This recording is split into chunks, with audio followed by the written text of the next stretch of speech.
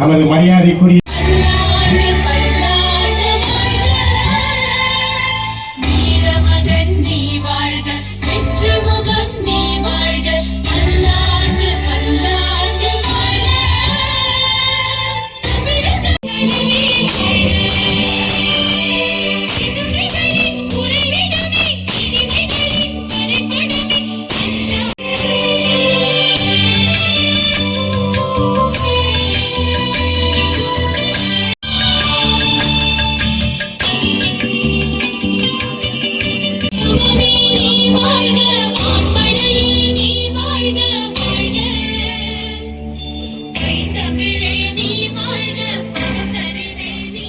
வரும் உதயசூரியனை போல உங்களை தேடி வந்திருக்கிற நமது மரியாதைக்குரிய வாழ்ந்து பல்வேறு திட்டங்களை செயல்படுத்த வேண்டும் என்று உங்கள் வாயிலாகவும் தமிழகத்தின் வாயிலாகவும் கேட்டுக்கொண்டு விடைபெறுகிறேன். நன்றி, வணக்கம்.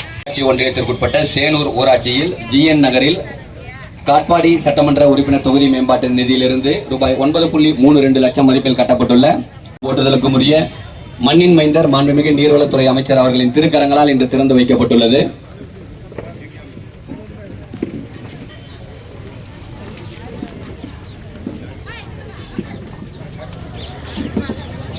அவர்களும் மண்டல குழு தலைவர் அவர்களும் கொண்டு சிறப்பித்துக் கொண்டுள்ளனர். இந்த இனிய விழாவின் தொடக்கமாக தமிழ்தாய் வாழ்த்து அனைவரும் எழுந்து நிற்கும்படி அன்போடு. சேனூர் நகர கூட்டுறவு கடன் சங்கத்தின் கட்டுப்பாட்டில் செயல்படும் GN நகர் பகுதி நேர நியாய கடைக்கு புதிய கட்டிடம் இருகரம் கூப்பி வருக வருக என உங்களின் சார்பாகவும் எங்கள் கூட்டுறவு துறையின் சார்பாகவும் வருக வருக வரவேற்கின்றேன். மேலும் இவ்விழாவிற்கு தலைமையேற்றுள்ள பொதுமக்கள், பத்திரிகை நண்பர்கள் மற்றும் காவல்துறை அலுவலர்கள் அனைவரும் வருகிறோடு வர இருகரம் கூப்பி வருகிறோடு வரவேற்கின்றேன். நன்றி, வணக்கம். மாண்புமிகு எல்லாமே ஐயா பூர்த்தி செய்யறாருன்றது உண்மையாவே சந்தோஷம் தான். ஏன்னா இடம் இல்லாதவங்களுக்கு இடமும் கொடுக்குறாரு, வீடும் கட்டி கொடுக்குறாரு. உண்மையாவே இல்லாதவங்களுக்கு போய் சேரன்றது எனக்கு ஒரு மன வருத்தம் இருக்குதுமா. அந்த மன வருத்தத்தை போக்குறதுக்கு நான் ஒரு 2-3 பேருக்கு அப்புறமா நான் கொடுக்குறேன். ஏன்னா வீடு இருக்குது, அவர் கேட்கறவங்களுக்கு எல்லாருக்குமே வீடு கொடுக்குறாங்க, கட்டியும் கொடுக்குறாங்க. அதை நான் எல்லாமே ஒரு பெண்களுக்கு உண்டான உதவி தொகையும் கொடுக்குறாங்க, எல்லாமே கொடுக்குறாங்க, இல்லைன்னு சொல்ல. ஆனால் பல பேருக்கு இல்லாதவங்களுக்கு அந்த வீடும் போய் சேரலை, அந்த பண உதவி கூட போய் சேரலை, எங்கள்கிட்ட கம்ப்ளைண்ட்டாக வருது. உண்மையான கோரிக்கை அதுதான். அது எந்த வகையில் எப்படி போகுதுன்னு தெரியல. அதனால அவருக்கு மேலும் மேலும் நான் நன்றி சொல்ல விரும்புகிறேன்ப்பா. உண்மையாகவே அந்த பணம் மாதம் 1000 ரூபாய் போகிறது கூட நல்லா வருது. அதை நல்ல முறையில் பயன்படுத்தணும்னு தான் நான் கேட்குறேன். அவர் சார் எத்தனையோ நம்மளுக்கு ஒரு படிக்கட்டா இருந்தா அவங்களுக்கு நம்மளுக்கு ஏற்றி கொடுறாரு. அதனால நீங்க அவருடைய நல்ல வழியை பயன்படுத்தி எல்லாரும் அவருடைய ஆசீர்வாதம் எங்களுக்கு வேணும்னு கேட்கிறேன். நன்றி, வணக்கம். மண்ணின் மைந்தர் அமைச்சர் அவர்கள் மட்டும்தான் நான் சிமெண்ட் சாலை போடக்கூடிய இடம் தேர்ந்தெடுக்கப்பட்டேன். ஆனால் அந்த ஒரு சிமெண்ட் சாலை முடிக்க வேண்டும் என்றால் கூடுதலாக ஒரு 10 லட்சம் தேவைப்படுகிறது. இந்த பொன்னான மேடையில் ஒன்றிய குழு தலைவரும் ஒன்றிய குழு துணைத் தலைவரும் இருக்கிறார்கள். தாங்கள் அவரிடம் ஒரு வார்த்தை சொன்னால் கூடுதலாக ஒரு 10 லட்சம் ஒதுக்கினால் அந்த வேலையை முழுமையாக முடியும் என்று பணியுடன் கேட்டுக்கொள்கிறேன். நன்றி, வணக்கம். காட்பாடி தொகுதியில் இன்று காலையிலேருந்து ஒரு 2-3 ரேஷன் கடை, அங்கன்வாடி மையம் எல்லாத்தையும் திறந்து வைத்தார் நம்முடைய மண்ணின் மைந்தர். எந்த ஒரு கிராமத்தில் எந்த ஒரு சின்ன நிகழ்ச்சினாலும் சரி, பெரிய நிகழ்ச்சினாலும் சரி, உங்களை எல்லாம் காண வேண்டும் என்றதுக்காகவே, உங்களை சந்திக்க வேண்டும் என்ற காரணத்துக்காக எல்லா நிகழ்ச்சியிலும் கலந்து கொண்டு அவரே எல்லாத்தையும் திறந்து வைத்து உங்களுடைய சிறப்புரையாற்ற வருகை தந்துள்ளார். ஏனென்றால் இந்த காட்பாடி தொகுதியில் கடந்த 53 ஆண்டு காலமாக இந்த சட்டமன்ற உறுப்பினராக இருந்து கொண்டு இங்கு பணியாற்றி கொண்டிருக்கிறார். நம்மளுடைய காட்பாடி தொகுதியில் எப்போதெல்லாம் திமுக அரசு வருகிறதோ எல்லா நல திட்டங்களையும் இந்த காட்பாடி தொகுதிக்கு முதன்மை தொகுதியாக மாற்றிக் கொண்டிருப்பவர் நம்மளுடைய மண்ணின் மைந்தர் அவர்கள். இங்கு கூட கடந்த ஒரு 3 மாதத்துக்கு முன்பு இங்கு ஒரு ரயில்வே மேம்பாலத்தை அடிக்கல் நாட்டினார். நம்ம காட்பாடியில் பார்த்தீங்கன்னா எல்லா ரயில்வே மேம்பாலமும் சரி அவர் பேர் தான். அவர் எப்பப்போ எம்எல்ஏ ஆகிறாரோ, அமைச்சர் ஆகிறாரோ அப்போல்லாம் எல்லா ரயில்வே மேம்பாலமும் வருது. இந்த தொகுதியில் எல்லா வளர்ச்சி பணியும் நடக்கிறது. மருத்துவக் கல்லூரி, மருத்துவமனை, பிஎட் காலேஜ், கலைக்கல்லூரி, அந்த மாதிரி எண்ணற்ற 3.5 ஆண்டு காலத்தில் இது பண்ணினார். கடந்த ஒரு 50 ஆண்டுக்கு முன்னாடி அவர் கட்டின பண்ணை மேம்பாலம் இடிந்து விட்டது. அதை இப்போது புதிதாக ஒரு 48 கோடியில் புதிதாக கட்டிக்கொண்டு, அந்த மாதிரி காட்பாடியில் உள்ள மேம்பாலமானாலும் சரி எல்லாத்தையும் செஞ்சிருக்கலாம். இங்கே உள்ள பாலாற்றின் வாரத்தில் பார்த்திருப்பீர்கள் என்று எல்லா பாலாற்று இதுவும் இங்கே செக் டேம் தடுப்பணை கட்டி இல்லை அந்த தண்ணீர் எல்லாம் எப்போதுமே நிறைவாக அந்த பாலாத்தில் நின்று கொண்டு மக்களுக்கு என்றும் இந்த தண்ணீர் வசதி குறையாமல் இல்லாமல் விவசாயமும் சரி குடிக்கிறது தண்ணீர் இதுவும் செய்து கொண்டிருக்கிறார். இந்த தமிழக அரசின் முதல்வர்கள் இந்த திட்டத்தை எல்லாம் தீட்டி நம்முடைய இப்போ சொன்னாங்க மகளிருக்கு 1000 ரூபாய் உரிமை தொகை, பெண்களுக்கு ஒரு 1000 ரூபாய் கல்லூரி படிக்கும் மாணவிகளுக்கு மாணவர்களுக்கு 1000 ரூபாய் தரும் காலை சிற்றுண்டி திட்டம் என்று இன்னைக்கு திமுக சொன்ன ஒரு 500 வாக்குறுதியில 400 வாக்குறுதிகளை மேலே அவருக்கு உறுதுணையாக செயல்பட்டு கொண்டிருப்பார் நம்முடைய மண்ணின் மைந்தர். அவர் எப்போதெல்லாம் இந்த காட்பாடி தொகுதியில் வெற்றி பெறுகிறாரோ இந்த காட்பாடி தொகுதி ஒரு செழிப்பான தொகுதியாக முன்மாதிரி தொகுதியாக விலகி கொண்டிருக்கிறார். அவருக்கும் இந்த அரசுக்கும் நீங்கள் எங்கோ அனைவரும் உறுதுணையாக இருக்க வேண்டும் என்று போட்டு நன்றி கூறி விடைபெறுகிறேன். நன்றி, வணக்கம். சிறப்போடும் நடத்த ஏற்பாடு செய்த அத்துணை துறை சார்ந்த அலுவலர்கள், கூட்டுறவு துறை சார்ந்த அலுவலர்கள், வருவாய்த்துறை, ஊரக வளர்ச்சித்துறை மற்றும் இந்த பகுதியை சார்ந்த மக்கள் பிரதிநிதிகள் அத்துணை பேருக்கும் மாவட்ட நிர்வாகத்தின் சார்பில் எங்களுடைய நெஞ்சார்ந்த நன்றியை தெரிவித்துக் கொண்டு அமர்கிறோம். நன்றி. சேனூரில் ஜிஎன் நகர் பகுதியில் ஒரு நியாய விலைக் கடை கட்டப்பட்டு அதை திறக்கின்ற விழாவில் எங்களோடு வந்து இந்த விழாவுக்கு தலைமை தாங்கிய நம்முடைய வேலூர் மாவட்டத்தினுடைய ஆட்சித்தலைவர் மரியாதைக்குரிய சுதில் எனக்கு மகிழ்ச்சி. இந்த ஊரை பொறுத்தவரையில் 1974 முதலாக சேனூரில் தான் ஒரு நியாய விலைக் கடை திறந்தோம். அதற்கு பிறகு 97ஆம் ஆண்டு எல்ஜி புதூரில், காசிக்கோட்டையில் 2 நியாய விலைக் கடைகளை திறந்தோம். அதற்கு அடுத்து வீரகோயில் நியாய விலைக் கடை திறந்தோம். அதற்கு பிறகு இன்றைக்கு ஜிஎன் நகர்ல நியாய விலைக் கடையை திறந்திருக்கிறோம். இந்த நியாய விலைக் கடை கட்டுவதற்கு 10 லட்சம் ரூபாய்க்கு மேலே ஆகிறது. இந்த 10 லட்சம் ரூபாயை என்னுடைய நிதியிலே இருந்துதான் நான் இந்த கட்டிடத்தை தொகுதியிலிருந்து கட்டி இருக்கிறோம். எனவே இதை பயன்படுத்திக் கொள்ள வேண்டும் என்று நான் கேட்டுக்கொள்கிறேன். ஆக ஜிஎன் சேனூர் நகரத்தில் இருக்கின்ற எல்லா நியாய விலைக் கடைகளையும் என்னுடைய காலத்தில் நானே வந்து கட்டி திறந்தவைகள் தான் என்பதை நான் கொஞ்சம் பெருமையோடு தெரிவித்துக் கொள்கிறேன். இந்த 4 ஆண்டு 3 ஆண்டில் ஆட்சியில் பார்த்தால் இந்த சேனூரை பொறுத்தவரை பல திட்டங்கள் நிறைவேற்றப்பட்டிருக்கிறது. மொத்தம் படிப்பதனால் ரொம்ப நேரமாகும். 96 வேலைகள் இந்த பஞ்சாயத்தில் நடந்திருக்கிறது. எவ்வளவு ரூபாய்க்கு என்று கேட்டால் 5 கோடியே 1 லட்சம் ரூபாய். 5 கோடியே 1 லட்சம் ரூபாய்க்கு 96 வேலைகள் நடந்திருக்கிறது. காரியமேடை, பம்ப் ரூம், சிவலிங்கபுரத்தில் ஒரு எல்ஜி புதூரில் ரோட்ல ரோடு என்று எல்லா வேலைகளையும் பட்டியல் போட்டிருக்கிறோம்.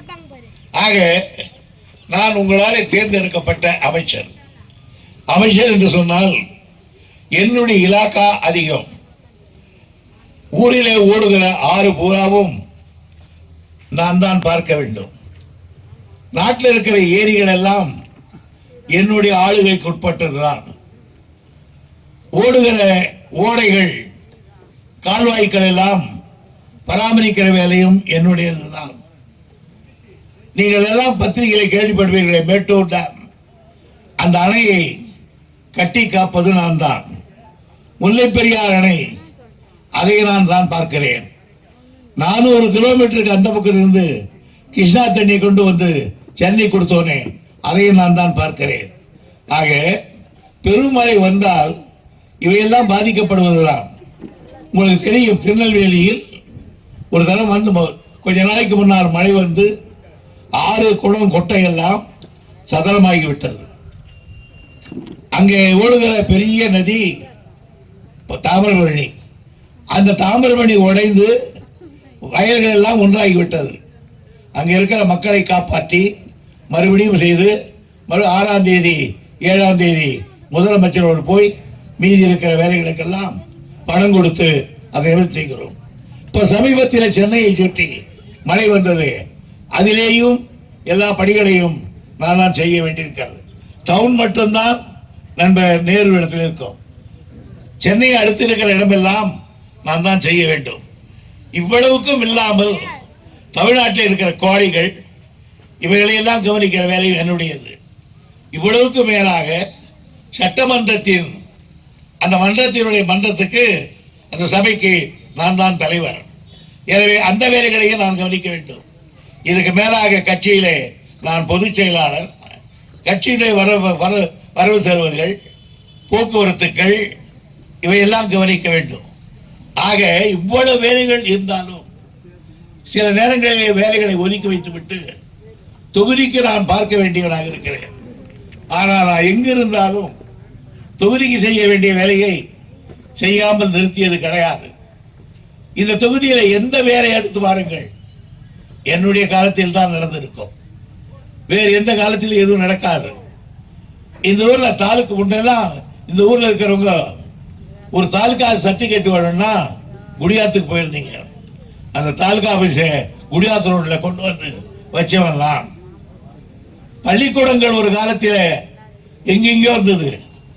நான் படிக்கிற காலத்துல ஒரே ஒரு பள்ளிக்கூடம் தான் காட்பாடில். எனக்கு கிட்ட 40 பள்ளிகளுக்கு மேல கட்டி இருக்கிறேன். ஊருக்கு பள்ளிக்கூடம் எல்லா ஊருக்கு முடிஞ்ச அளவுக்கு செய்திருக்கிறேன். அதே மாதிரி பள்ளிக்கூடங்கள், ஹைஸ்கூல், காலேஜுகள் இவை நடத்தி இருக்கோம். ஒரு பெரிய யூனிவர்சிட்டியை கொண்டு வந்திருக்கோம். அது மட்டும் இல்லாம ஒரு பெரிய ஆஸ்பத்திரியை கொண்டு வந்தேன். அப்ப எங்க ஆட்சி தோத்து போன உடனே அன்னைக்கு இதை கொண்டு போய் அடுக்குமாறையில் வச்சுட்டாங்க. அடுக்குமாறையில் ஆஸ்பத்திரி இருந்தா சேனூர்ல ஒருத்தனுக்கு பாம்பு கடிச்சா அவனை வண்டி தூக்கி போறவங்களுக்கெல்லாம் அவன் பாகாய போறவனுக்கு செத்து போயிடுவான். அப்படி இல்லை, ஒரு தாய்க்கு பிரபசம் ஏற்படுத்தி துடியாய் துடித்தால் ஆக ஒன்று குழந்தையோடு பிறப்பார்கள், இல்லாவிட்டால் 2 பேர் மரணம் என்று எழுதுவார். அப்படிப்பட்ட நிலையிலிருந்து எடுத்துக்கொண்டு போய்விட்டாலும் நம்முடைய தொகுதியில் ஒரு மருத்துவமனை வேண்டும் என்று நான் சொன்னேன். இப்ப 100 பெட்டுகளை கொண்ட அறுவை சிகிச்சையோடு கூடிய ஒரு மருத்துவமனையை இப்போது நான் சேர்க்காட்டை திறந்திருக்கிறேன். அதே போன்று ஒரு கல்லூரி வேண்டும் என்று கேட்டார்கள், அதையே நான் கொண்டு வந்து நிறுத்தி இருக்கிறேன். ஆக ஒரு காலத்தில் காட்பாடியில எவனும் பொண்ணு கொடுக்க மாட்டான். ஏன்னா தண்ணி கிடையாது. ரயில்வே ஸ்டேஷன் வந்தா தவளை தூக்கி ஓடுவாங்க, அதான் சரி. ஆனா நான் வந்த பிறகுதான் முதல்ல பாலத்து தண்ணி கொடுத்தேன். அதுக்கப்புறம் இப்ப காவேரி தண்ணி கொடுக்கிறேன். ஆகவே காவேரி எங்க இருக்கு, காட்பாடி எங்க இருக்கு, அந்த தண்ணியை கொண்டு வந்து கொடுத்தவன் தான் தமிழ்நாட்டில் முதல் நான். ஆக நான் எங்க இருந்தாலும் என் தொகுதியை நான் பார்க்க மாட்டேன். பருந்து எவ்வளோ உயரத்துக்கு மேல பறக்கும். இங்க இருந்து பார்த்தா சின்ன குருவி மாதிரி இருக்கும் அந்த பருந்து. ஆனா கையில ஒரு வடையை வாங்கி கையில் எடுத்து போனா சரணுன்னு வந்து அடிச்சு எடுத்து போடும். அதுக்காக ஒரு சின்ன எலி சேர்த்து இருந்தா அது தூக்கின்னு போயிடும். ஆகையினால உயரத்துல எவ்வளவு இருந்தாலும் bay of Bengal or mount of Everest, நான் எங்க இருந்தாலும் என் தொகுதிகளை நான் நிவர்த்திக் கொள்வேன். எங்க இருந்தாலும் சாலை 6 மணிக்கு மேலே ஒரு அரை மணி நேரம் 1 மணி நேரம் செலவிட்டு இன்னைக்கு தொகுதியில் என்ன நடந்திருக்கிறது, யார் யார் என்ன வேலை செய்கிறார்கள் என்பதை நான் கணக்கு போடுவேன். அப்படி கணக்கு போட்ட காரணத்தால் தான் கிட்டத்தட்ட உங்களாலே நான் 10 முறை இந்த தொகுதியிலே தொடர்ந்து ஜெயித்துக் கொண்டிருக்கேன். எல்லாரும் கேட்பா, என்ன எப்படி சார் ஒரே தொகுதியில் ஜெயிக்கிறீங்க? நான் சொன்ன தப்பு, நீங்க உங்களுக்கு எனக்கு ஒரு தப்பு இருக்கு. என்ன சொன்னேன், இன்னொரு சொல்லுன்னேன். எப்படி சார் ஒரே தொகுதியில் ஜெயிக்கிறீங்க? இதுதான் தப்பு. நீ அதை தொகுதின்னு சொல்ற, நான் தொகுதின்னு சொல்ல மாட்டேன், அதை கோயில்னு சொல்றேன். நான் எனக்கு ஓட்டு போட்டவர்கள் அவர்கள் தான் விக்கிரங்கள் என்று சொல்றவன் நான்.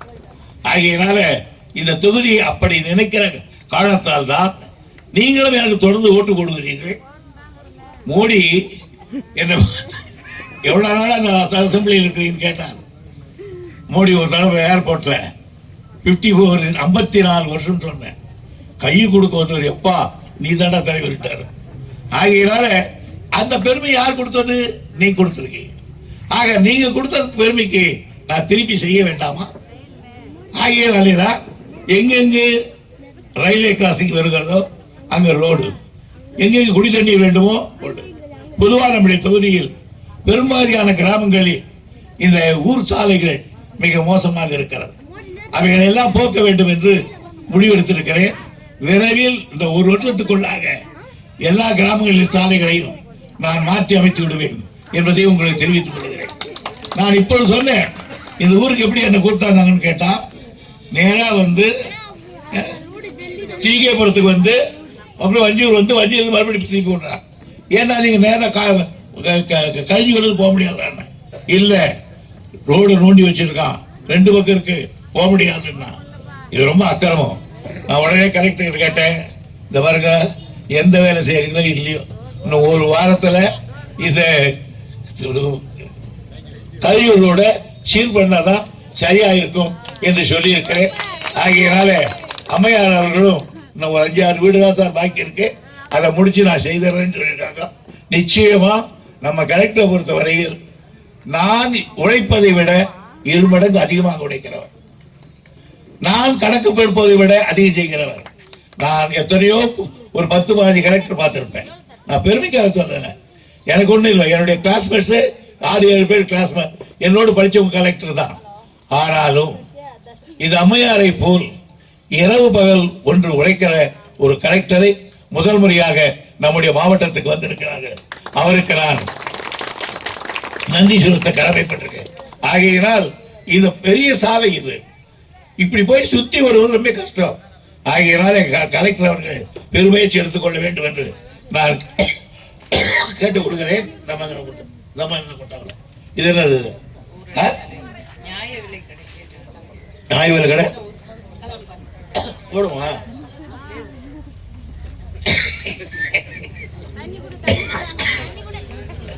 கலர் அடைத்து கொண்ட அப்புறம் இது என்ன?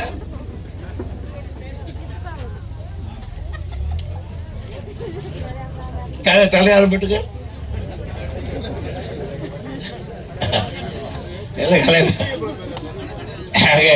கலர் பாரியத்துக்கு நியாயமா கொடுக்க வேண்டியதுதான். விரைவில் நம்ம திருக்குறவாடு கண்டு சொல்லிக்கிறேன். என்ன இருந்தாலும் உடனடியாக அடுத்த நியாய விலை கடைகள் கடற்பாளையத்தை திறக்க வேண்டும் என்று அவருக்கு நான் கேட்டுக்கொள்ள ஆசைப்படுகிறேன். அதே போன்று இன்னொன்று, நம்முடைய சேனூர் எனக்கு எப்பொழுதுமே ஒரு தாய் வீட்டுக்கு ஒப்பான ஊர். ஓடுகளை குறிப்பாக சிறப்பாக தாய்மார்கள் கொட்டுவார்கள். எனவே இடத்துல கேட்டாங்க, இந்த ஊர்ல ஒரு மேடை இருக்கு, ஆனால் அது ஒரு நாடக மேடையா மாற்றி கொடுக்கணும் அப்படின்னு கேட்டாங்க. அந்த இப்போ சேனூர்ல ஒரு நாடக மேடையும் கட்டித்தரவேற்க பொருளை நான் ஒதுக்கி இருக்கிறேன். எனவே அதையும் விரைவில் திறந்து வைக்கக்கூடிய வாய்ப்பு இருந்திருக்கிறேன். நம்முடைய தலைவர் காந்திமணி அம்மா அவர்கள் முதல்ல பார்த்தா அப்படி சொல்லணும், இப்போ ரொம்ப வேகமா பேசி கோரிக்கையெல்லாம் வச்சு எல்லாம் செய்யறாங்க.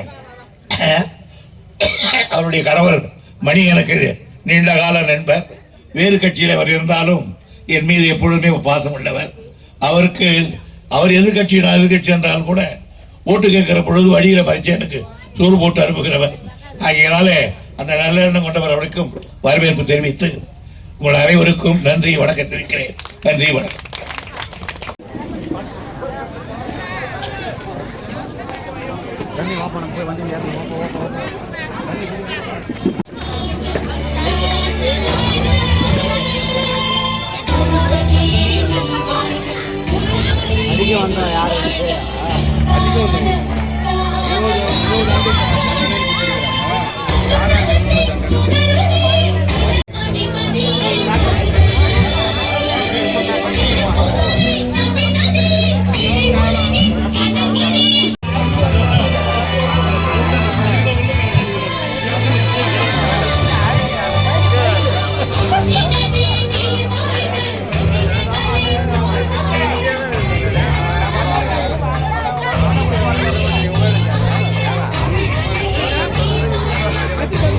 வகுப்பு வாரிய சட்டத்திருத்த மசோதா வந்து நாடாளுமன்றத்தில் எடுத்துட்டு வரதா ஒரு தகவல் வெளியாயிருக்கு.